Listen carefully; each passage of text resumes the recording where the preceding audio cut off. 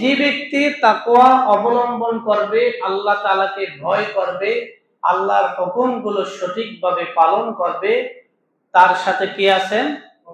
জবান খুলে সকলে বলে কি আছেন? আল্লাহ রাব্বুল আলামিন। আল্লাহ তাআলা যার সাথে থাকবেন তার আর কোনো পেরেশানি আছে? পেরেশানি থাকার কথা? পেরেশানি থাকার কথা না। ভয় বলতে এখানে আল্লাহ তাআলাকে স্মরণ করা, আল্লাহ তাআলার হুকুমের প্রতি অনুগত হওয়া, আল্লাহ তাআলার যত বিধান আছে সমস্ত বিধানকে পালন করা। আল্লাহ তাআলা আমাকে দেখছেন আমি অপরাধ করতেছি, এই চিন্তা করে অপরাধ থেকে ফিরে থাকা। বিভিন্ন অর্থ হতে পারে। তো এক কথায় আল্লাহ তাআলাকে যেখানেই থাকুন না কেন আমাদের ভয় করতে হবে। আল্লাহ আমাকে দেখছেন আমি কি করছি, কোন কথা বললাম, কোন কাজ করলাম, এগুলো সব কিছু দেখার ক্ষমতা রাখেন কে? আল্লাহ রাব্বুল আলামিন। তাই এই চিন্তা ফিকির করে যে ব্যক্তি ফিরে থাকতে পারবে তার জন্য আল্লাহ তাআলা জান্নাত রেখে দিয়েছেন।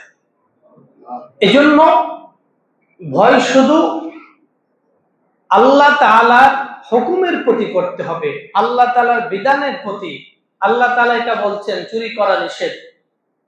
এখন কোনো ব্যক্তি যদি চায় যে এখান থেকে আমি একটা চুরি করি, পৃথিবীর কেউ দেখবে না, পৃথিবীর কেউ দেখলো না, কিন্তু দেখার একজন আছেন, তিনি কে? আল্লাহ। তা আল্লাহ তাআলা যে দেখবেন এই চিন্তাটা করে ওখান থেকে ফিরে থাকা। হযরত জুফাইর ইবনে ইয়াজাদ রাহমাতুল্লাহ আলাইহি তার জীবনের শুরুতে থেকে তিনি একজন ডাকাত ছিল। তিনি বিভিন্ন ধরনের বিভিন্ন এলাকায় বিভিন্ন বাড়িতে ডাকাতি করতেন। তো একবার এক বাড়িতে তিনি ডাকাতি করতে ঢুকলেন। যখন ডাকাতি করার জন্য বাড়িতে ঢুকলেন, ওই বাড়ির একজন লোক তেলাওয়াতে কোরআন পড়তেছিলেন, কোরআন তেলাওয়াত করতেছিলেন। তো ডাকাত যখনই ঢুকছে আর ওই আয়াত যখন সামনে আসছে, তিনি ওইখান থেকে তওবা করে ইস্তেগফার করে চিরদিনের জন্য সে ডাকাতি ছেড়ে পরবর্তী একজন ভালো আলেম এবং যুগশ্রেষ্ঠ একজন আল্লাহর ওলি হয়েছেন। সুবহানাল্লাহ। সে আয়াতটা কি শুনতে হবে না? হযরত জুবাইর ইবনে সাদ রাহমাতুল্লাহ আলাইহি তিনি যখন ঘরের ভিতরে ঢুকলেন, ঘরের ভিতরে প্রবেশ করার সাথে সাথে ঘরওয়ালা তেলাওয়াত করতেছিলেন, আলাম ইয়ানিল্লাযীনা আমানু আন তাখশা কুলুবুহুম লিযিকরিল্লাহ। এখনো কি মুমিনদের সময় আসেনি?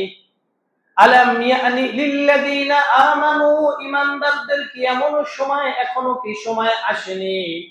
আন তাখশা কুলুবুহুম লিযিকরিল্লাহ, যারা আল্লাহর ভয়ে হৃদয়টা বিগলিত হয়ে যাবে। যখন এই আয়াতটা তিনি শুনতে পেলেন, তিনি চিন্তা করলেন আমার তো সময় চলে এসেছে, কারণ এই সময় এই আয়াত পড়ার কথা ছিল না, এখন ঘুমের কথা ছিল। কিন্তু যেহেতু আল্লাহ রাব্বুল আলামিন আমাকে সুযোগ দিয়েছেন, আন তাখশা কুলুবুহুম লিযিকরিল্লাহ, এখনো কি মুমিনদের সময় আসেনি যে আল্লাহর ভয়ে তাদের অন্তরটা কেঁপে উঠবে, অন্তরটা বিগলিত হয়ে যাবে, সমস্ত অন্যায় থেকে ফিরে থাকবে। যখন এই আয়াতটা তার কর্ণকুহরে পৌঁছে গেল, ওই দিন থেকে ওই বাড়ির থেকে চলে গিয়ে আল্লাহর কাছে এমন তওবা করলেন, দ্বিতীয়বারের জন্য আর কখনো কোনো বাড়িতে ডাকাতি করতে যান নাই। আল্লাহ রাব্বুল আলামিন তার তওবাকে কবুল করলেন, যুগশ্রেষ্ঠ আলেম এবং ওলি বানিয়ে দিলেন। সুবহানাল্লাহ। এজন্য আল্লাহর ভয় থাকতে হবে। আল্লাহ মানুষকে বিভিন্ন ধরনের বিভিন্ন সময় বিভিন্ন উপকরণের মাধ্যমে আল্লাহর কাছে ডাকেন, কিন্তু কেউ ডাকটা গ্রহণ করে, কেউ বুঝে করে না, আবার কেউ না বুঝে করে। কেউ বুঝেও ছেড়ে দেয়, আবার কেউ না বুঝে ছেড়ে দেয়। আলাম ইয়ানিল্লাযীনা আমানু, ঈমানদারদেরকে এখনো সময় হয় নাই আন তাখশা কুলুবুহুম লিযিকরিল্লাহ, যে আল্লাহর ভয়ে তাদের অন্তরটা বিগলিত হবে, আল্লাহর ভয়ে সবকিছু ছেড়ে দেবে অন্যায় অপরাধ। আল্লাহ তাআলা হযরত ফুজাইল রাহমাতুল্লাহ আলাইহিকে কবুল করেছেন, তিনি যুগ শ্রেষ্ঠ একজন ওলি হয়ে গেছেন। সুবহানাল্লাহ। হযরত আবু বকর সিদ্দিক রাদিয়াল্লাহু তাআলা আনহু একজন দাস ছিলেন, তাকে একদিন খাবার এনে দিলেন। খাবার এনে দেওয়ার পরে তিনি খেলেন। খাওয়ার পরে বললেন, হযরত আপনি যে খাবারটা খেলেন এটা কোত্থেকে আনছি আপনি কি শুনবেন না? তখন বলেন, ঠিক আছে বলো। বললেন, আমি ইসলাম গ্রহণের পূর্বে যে জ্যোতিষীর কাজ করতাম সেখান থেকে যে অর্থ ছিল সেই অর্থ থেকে খাবারটা দিলাম। বলার সাথে সাথে নিজের হাত আঙ্গুল সব ভিতরে ঢুকিয়ে দিল। সবকিছু বের করার সে সর্বোচ্চ চেষ্টা করেছে, বমি করে সব ফেলে দেবে, কারণ তার ভিতরে ছিল তাকওয়া। সেই জ্যোতিষীর টাকাটা ছিল কি হালাল না হারাম? হারাম হওয়ার কারণে হারাম খাবার যে খাবে এই ভয়ে যে আমি যদি হারাম খাবার খাই তাহলে তো আমার সমস্ত ইবাদত বন্দেগী সবকিছু দূর হয়ে যাবে, আল্লাহর কাছে আমি কি জবাব দেব, এই যে ভয় হযরত আবু বকরের, তিনি হাত মুখের ভিতরে ঢুকিয়ে সবকিছু বের করার চেষ্টা করছেন। সুবহানাল্লাহ। তো এই জন্য হালাল হারাম বেঁচে চলা এটাও আল্লাহর ভয়। হারাম আল্লাহ তাআলা নিষেধ করেছেন, হালালকে গ্রহণ করতে বলছেন। আহাল্লাল্লাহুল বাইয়া ওয়া হাররামার রিবা ইয়া আইয়ুহাল্লাযীনা আমানু কুলু মিনাত তাইয়্যিবাতি মা রাযাকনাকুম। হালাল খাবারের কথা আল্লাহ তাআলা ঘোষণা করেছেন। হালাল খাবার খাও, পরিবারকে খাওয়াও, আহালকে খাওয়াও, কিন্তু হারামকে কখনো তোমরা গ্রহণ করো না। হারামকে যারা বাজ বিচার করবে না, হারাম পোশাক, হারাম খাদ্য, যেই খাদ্যের মাধ্যমে আমাদের শরীরটা বেড়ে উঠেছে, ওই শরীর দ্বারা ইবাদত বন্দেগী করলে আল্লাহ কবুল করবেন না। ইবাদত কবুল হওয়ার পূর্ব শর্ত হলো কি খাওয়া? হালাল খাওয়া, হালাল পোশাক পরা, হালাল জিন্দেগি, নিজে হালাল জিন্দেগি গঠন করা, নিজে পরিচালনা করা, যতটুকু হোক এর ভিতরে সে থেকে হালাল ভাবে যে চলে, তাহলে আল্লাহ তাআলা ওই ব্যক্তির ইবাদত বন্দেগী কবুল করে থাকেন। সুবহানাল্লাহ। হারাম খেয়ে সারা রাত তাহাজ্জুদ পড়লেও ওই তাহাজ্জুদ দ্বারা কোনো কাজ হবে না, কারণ ভিতরে তো আমার ভালো না, আমার ভিতরটাই তো নষ্ট। যার ভিতরটা নষ্ট, উপর থেকে ভালো দেখে লাভ কি? ওটা কি খাওয়া যায়? অনেক ফল আছে না, উপর থেকে খুব সুন্দর, কিন্তু ভিতরে কাটলে দেখা যায় পোকা অথবা কি হয়ে গেছে, নষ্ট হয়ে গেছে, কিন্তু বাহির থেকে দেখলে বোঝার উপায় আছে? উপায় নাই। এরকম অনেক ফল আছে না? এই জন্য আল্লাহর ভয় অন্তরে রাখতে হবে। আল্লাহর ভয় যারা রাখবে তাদেরকে আল্লাহ তাআলা বন্ধু বলেছেন। সুবহানাল্লাহ বলেন। আল্লাহ রাব্বুল আলামিন বলেন, আলা ইন্না আউলিয়া আল্লাহি লা খাউফুন আলাইহিম ওয়া লা হুম ইয়াহজানুন আল্লাযীনা আমানু ওয়া কানু ইয়াত্তাকুন। আল্লাহ রাব্বুল আলামিন বলেন, আলা ইন্না আউলিয়া আল্লাহি লা খাউফুন আলাইহিম ওয়া লা হুম ইয়াহজানুন। সেদিনকার ওই সমস্ত লোকদের কোনো চিন্তাও থাকবে না, কোনো পেরেশানি থাকবে না, কোনো দুঃখ কষ্ট থাকবে না। কাদেরকে? আল্লাহ রাব্বুল আলামিন বলেন, আল্লাযীনা আমানু, যারা ঈমান গ্রহণ করে, কানু মুত্তাকুন, এবং তাকওয়া অবলম্বন করেছে। ঈমান গ্রহণের সাথে সাথে আল্লাহকে ভয় করে নিজের জিন্দেগি সাজিয়েছে। আল্লাহ রাব্বুল আলামিন বলেন, কিয়ামতের ময়দানে ওই সমস্ত বান্দা বান্দীরা আমার বন্ধু হয়ে যাবে। সুবহানাল্লাহ। তারা বন্ধু হয়ে যাবে।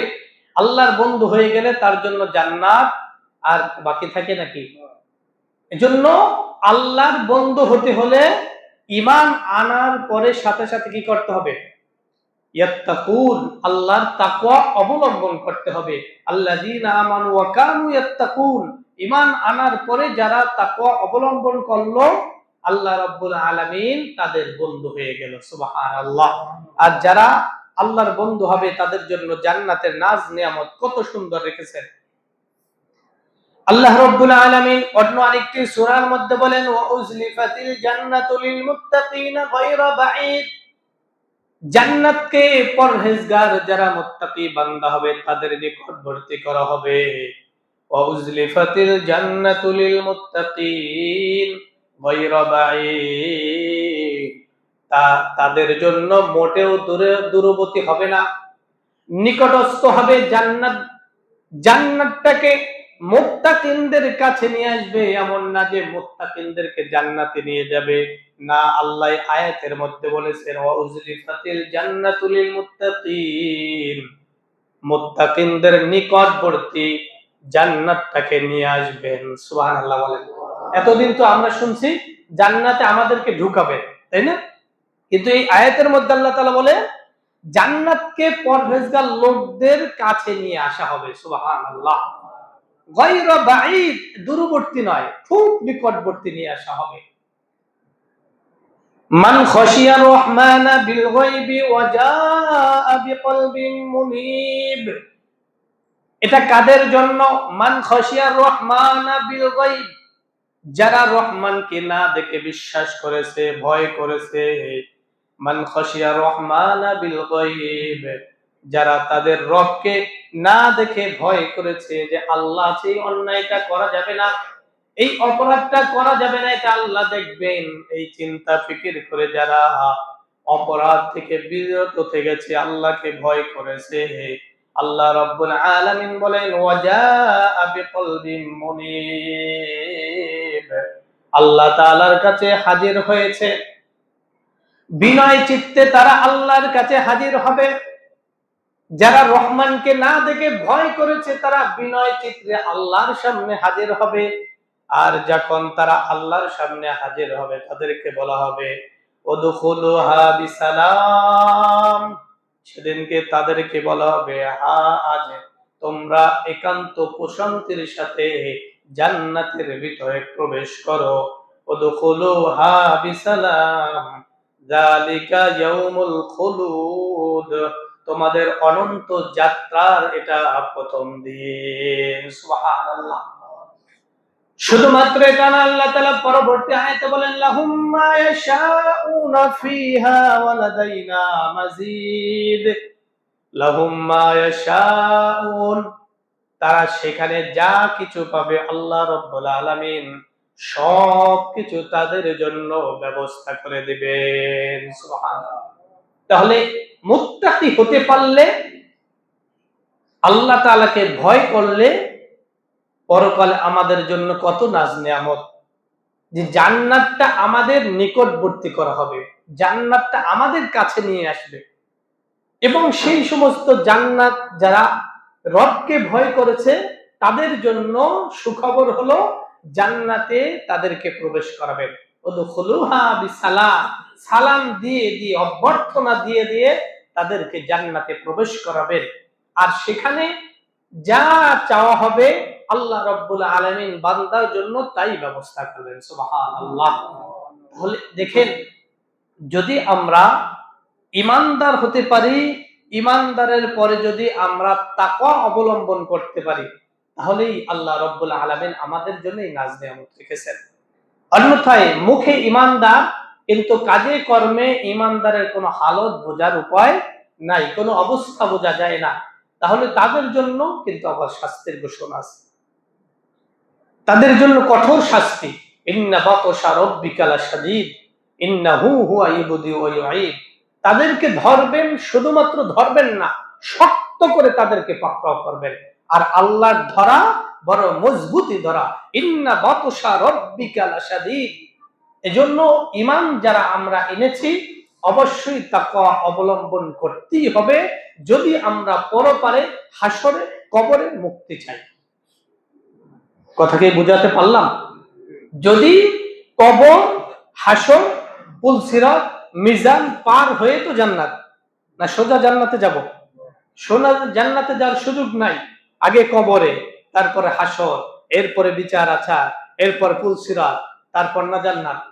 হ্যাঁ, জান্নাত কিন্তু এত সোজা না যে আপনি চাইলেই পেয়ে যাবেন, আর এমন কঠিন না যে আপনি চেষ্টা করার পরেও পাবেন না, এত কঠিনও না। আপনি চেষ্টা করবেন, আল্লাহ ব্যবস্থা করবেন, মাধ্যম আল্লাহ তাআলা বলে দিয়েছেন এইভাবে জীবনকে সাজাও, আমি আল্লাহ তাআলা তোমাদেরকে এইভাবে পার করে দেব। সুবহানাল্লাহ। আর যদি এর বাহিরে চলো তাহলে কিন্তু কবরের জগতেই তোমাকে পাকড়াও করা হবে। এজন্য আসল আল্লাহ রাব্বুল আলামিনের ঈমান আনার পরেও আনার সাথে সাথে আমাদের সর্বপ্রথম কাজ কি হবে? তাকওয়া অবলম্বন করব। মান খাশিয়া রহমান বিল গায়ব, আমরা আল্লাহকে দেখছি? দেখি নাই। দেখছি নাকি? কিন্তু না দেখে আমরা ভয় করি। একটা অন্যায় করতে গেলে যার ভিতর ঈমান আছে একটু লাগে না যে এটা আসলে অন্যায় করতেছে? যে অন্যায় করে, অপরাধ করে, সে যদি একেবারে অন্যায় করতে করতে হৃদয়টা শেষ না হয়ে যায়, তাহলে তার ভিতরে একটু লাগবে যে না, এটা তো আমার অন্যায়। সে যেভাবেই হোক, যে লেভেলের হোক, সে বুঝতে পারবে এটা অন্যায়। তো আল্লাহ তাআলা বলেন, এই যে অন্যায়টা বুঝে ফিরে আসা, এটাও মুমিনের একটা বড় বৈশিষ্ট্য এবং মুমিনের গুণ। সুবহানাল্লাহ। এজন্য তাকওয়া অবলম্বন করতে হবে যদি আমাদের এই নাজ নিয়ামত পেতে হয়।